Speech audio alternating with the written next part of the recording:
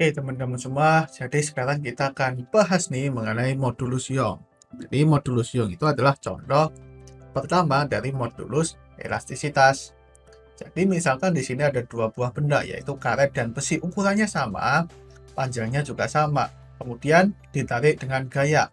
Nah, pertanyaannya mana yang lebih elastis? Kita sudah tahu di materi elastisitas bahwa ya besi lebih elastis ketimbang karet. Kenapa kok besi lebih elastis ketimbang karet? Karena kita juga sudah tahu bahwa karena besi itu akan lebih cepat kembali ke titik semula. Nah, yang belum kita tanyakan adalah kenapa kok bisa besi lebih cepat kembali ke titik semula? Gitu ya. Kenapa tuh? Ya, hasil eksperimen gitu ya. Kalau kita tarik besi, maka dia sebenarnya malahan terlihat enggak bertambah panjang sama sekali. Beda kalau karet, kita tarik dengan gaya yang kecil aja, udah bertambah panjang dan kelihatan oleh mata. Nah, kenapa kok bisa gitu? Karena modulus Young besi itu lebih besar. Karena kita sudah membahas sebelumnya bahwa modulus Young itu adalah ketahanan terhadap tarikan. Dan ketahanan terhadap tarikan itu menunjukkan bagaimana benda itu bisa meregang ketika diberi gaya. Nah, di sini besi itu ketika diberi gaya akan lebih tahan untuk bertambah panjang. Artinya modulus Young dari besi itu akan lebih besar. Nah, apa itu modulus Young? Jadi kalau kita gambarkan di sini adalah grafik antara tegangan dengan tegangan. Jadi kita bisa tuliskan sigma itu sama dengan E dikalikan epsilon, di mana E itu adalah modulus Young-nya. Yang mana modulus Young itu adalah gradien dari grafik tegangan-tegangan untuk sistem yang ditarik atau didorong gitu ya. Jadi kita bisa tuliskan E itu sama dengan sigma per epsilon 0. Nah, jadi kita tahu bahwa persamaan ini itu adalah persamaan garis lurus dengan E-nya itu adalah gradien dari grafik ini gitu. Jadi modulus Young itu adalah gradien dari grafik tegangan-tegangan pada daerah elastis ketika diberi gaya tarikan. Nah, jadi kita memiliki perumusan modulus Young bahwa E itu sama dengan sigma per epsilon. Dan juga kita tahu bahwa sigma itu sama dengan F per A, di mana F-nya itu adalah gaya luar, tapi lebih tepatnya itu adalah gaya pemulih. Dan gaya pemulihnya itu ternyata sama dengan gaya luarnya. Dan juga kita memiliki bahwa epsilon tegangannya itu adalah delta L dibagi dengan L. Dan delta L itu adalah pertambahan panjangnya. L itu adalah panjang awalnya ya, bukan panjang akhir. Bukan panjang total, tapi panjang awalnya. Dengan demikian, kalau kita substitusikan ke persamaan modulus Young, maka kita akan dapatkan E sama dengan F per A dibagi delta L per L. Atau kalau kita pindahkan gitu ya, kita akan dapatkan F dikalikan L dibagi dengan A delta L gitu.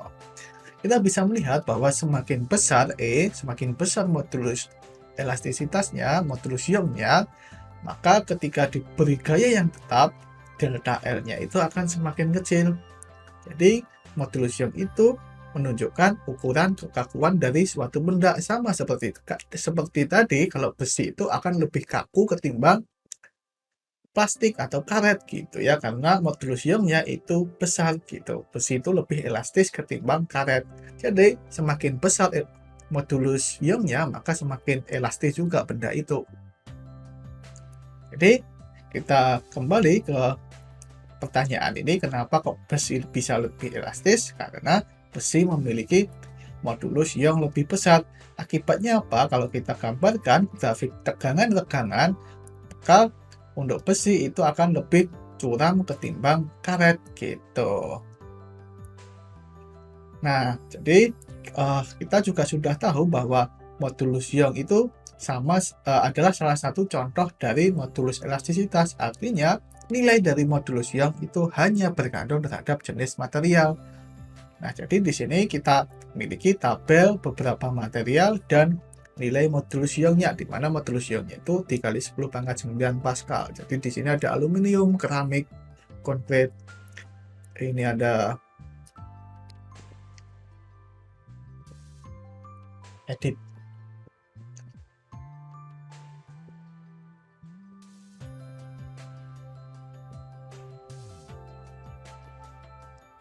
Nah, jadi kita memiliki perumusan modulus Young E sama dengan FL per A delta L.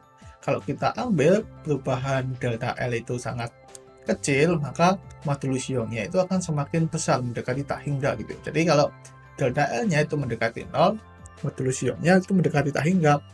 Artinya, benda yang memiliki modulus Young tak hingga itu disebut sebagai benda tegak.